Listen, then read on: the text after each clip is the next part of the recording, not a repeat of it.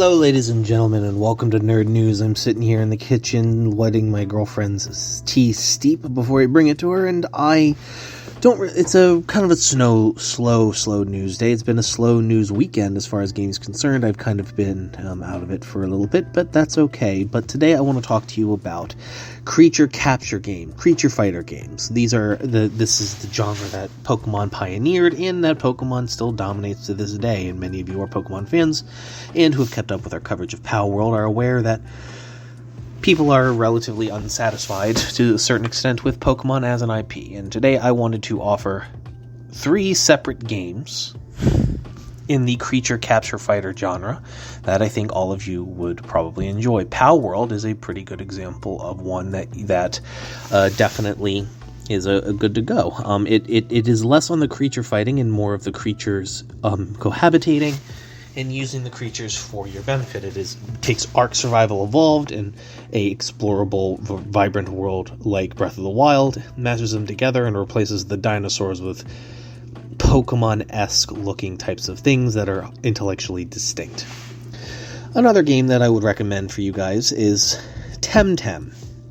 Temtem is a more traditional version of, it's closer to mechanically to what Pokemon is, but is a much more difficult game off rip. It is definitely for older players, older people, and has a vibrant and live community. It is also relatively-ish a live service in the sense that it receives constant updates and an expanding world and allows you to play with people in real time. It is a multiplayer game at its core.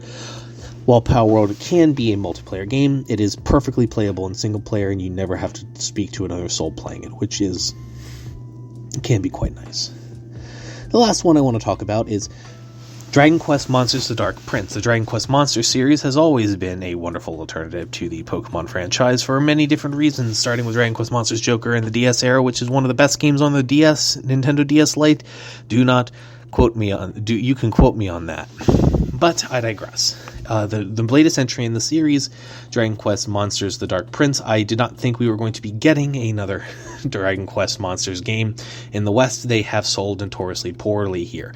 So poorly, in fact, that Dragon Quest Monsters Joker 3 and Dragon Quest Monsters Professional, Jokers 2 Professional, and Jokers 3 Professional, which are all harder versions of the game that require much more grinding, of much more thought of your teams, and engaging with the breeding, synthesis, and capture systems in a much deeper fundamental way than just railroading your way through the game, are not translated into English and are not available in the West. But Dragon Quest Monsters: The Dark Prince is a lovely affair that I will be putting out a full review this week, and you can catch here on wherever you get your pods on the podcast. I Can't Shut Up Unless You Tell Me To, which is also by me here at HIMediaTV, or you can listen to it on YouTube at youtube.com/HIMediaTV. Bonus round, there is one more that I want to share with you guys, and this is called Cassette Beast. I have not played it myself, but many people whose opinions I do respect, and many people who do enjoy these creature fighters significantly more than me, if you can believe it, suggest it themselves. So I suggest it to you, as a humble spokesman into a mic, my listeners.